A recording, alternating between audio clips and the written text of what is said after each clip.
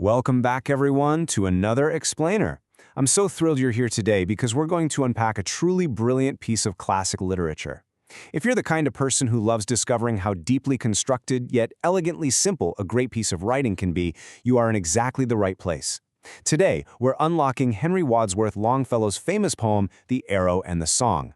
We're going to peel back the layers of this deceptively short poem, exploring not just what it says, but exactly how it says it. Before we even read a single word of the text, I want you to picture an archer drawing a bow. Just kind of soak in that imagery for a second. You can almost feel the tension in the bowstring, right? He's aiming high into the vast open sky, ready to release this physical object out into the unknown. This imagery perfectly grounds the literal action of our poem. It sets a tone of intense anticipation and release. Because, when you fire an arrow into the horizon, the second it leaves the bow, it's completely out of your control. Keep that feeling in the back of your mind as we move forward. Okay, let's dive into this. We've got a great roadmap today. We'll start by meeting the author, Henry Wadsworth Longfellow. Then we'll actually read the poem together. After that, we'll analyze the literal journey of the poem, check out the art of enjambment, and finally, uncover the central message.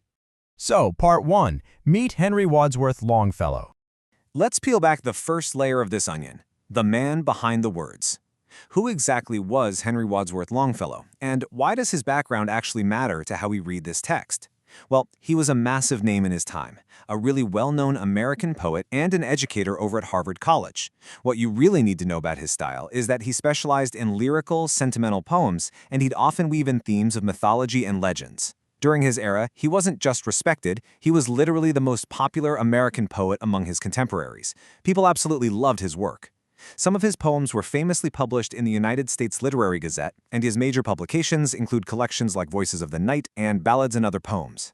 Knowing that he was a master of the lyrical and the sentimental perfectly sets the stage for the deeply emotional payoff we're about to see in The Arrow and the Song. All right, Part 2. Reading the poem. As we go through these 3 short stanzas, I really want you to visualize the action in your mind's eye. Here's the first stanza. I shot an arrow into the air. It fell to earth, I knew not where. For so swiftly it flew, the sight could not follow it in its flight. Notice the immediate, decisive physical action there? The speaker shoots a tangible weapon, an arrow, upward, but instantly all control and vision are lost. The arrow moves so incredibly fast that human eyes simply cannot track where it ends up. Then we hit the second stanza. I breathed the song into the air, it fell to earth, I knew not where. For who has sight so keen and strong that it can follow the flight of song? Check out that brilliant shift. We go straight from the sharp, violent release of an arrow to the gentle, intangible breath of a song. Yet the result is exactly the same. The song goes out into the world, and the speaker immediately loses track of it, asking this really beautiful rhetorical question about who could possibly see where a song lands. And finally, the conclusion. Long, long afterward, in an oak I found the arrow still unbroke, and the song from beginning to end I found again in the heart of a friend. That pause is absolutely crucial. Years, maybe even decades have passed by. The speaker finally stumbles upon the resting places of both things that were released into the air all those years ago. Moving on to Part 3, analyzing the literal journey. Now, what's really interesting here is we have to stop and ask what's actually being talked about. Like, what do we infer from the parallel flights of this arrow and this song? The speaker loses sight of both things because they both escape his immediate control the very second they leave him. Think about the contrast between the two. We've got the arrow, which is a physical, potentially destructive object. It gets shot, it falls, and it moves way too fast to be tracked.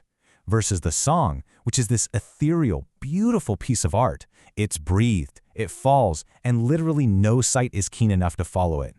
Longfellow is showing us that despite being total opposites in their physical nature, they share the exact same trajectory.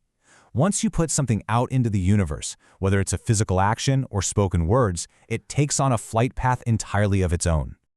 That brings us to Part 4, the art of enjambment. Let's shift gears for a second to the technical side of things, because Longfellow doesn't just tell us the arrow flies swiftly, he actually uses the mechanics of poetry to make us feel that speed. This is where a fantastic literary device comes in. It's called enjambment. It's basically a device where a sentence or a thought continues from one line of poetry right into the next, completely without a pause or punctuation. Poets use this specifically to create a continuity of thought, or, in this case, a profound sense of urgency and momentum. It practically forces the reader to spill over from one line to the next without taking a breath. Let me show you how this works. If I were to read this with a hard stop at the end of the line, it sounds kind of clunky, right? For so swiftly it flew, the sight, could not follow it in its flight. But because there's no punctuation after the word sight, Longfellow actually forces us to read it like this. For so swiftly it flew, the sight could not follow it in its flight. The sentence literally flies across the line break. It aurally mimics the swift, unstoppable flight of the arrow itself. It is just an incredibly clever structural choice. And finally, part 5, uncovering the central message. Now we're at the final, deepest layer of our analysis. We've traced the literal journey, we've looked at the technical mechanics. Now it's time to solve the ultimate mystery of the poem and uncover its central message. Where did the poet find the arrow later, and what's the actual significance of those final lines? We know the speaker found both items long afterward, but it's where they landed that holds the true meaning of Longfellow's work. And this brilliantly illustrates the whole point of the poem. Just look at the two resting places side by side. The arrow, which you could say represents harsh words or thoughtless, sharp actions, is found unbroken, firmly lodged into the hard, unyielding wood of an oak tree. It left a physical mark, probably a scar on the tree. But the song, representing kind words, art, friendship, or love, is found fully intact, from beginning to end, nestled warmly in the heart of a friend. The physical object got stuck in wood, while the beautiful, ethereal words took root in a human spirit. So what does this all mean? The central message is absolutely about the lasting impact of our actions and our words on the world around us. Because everything we release into the air eventually lands somewhere, right? An arrow of anger might lodge itself stubbornly into someone's memory, unbroken and scarred. But a song of kindness, that can endure for years, living completely whole within the hearts of the people we share it with. So I leave you with this provocative thought.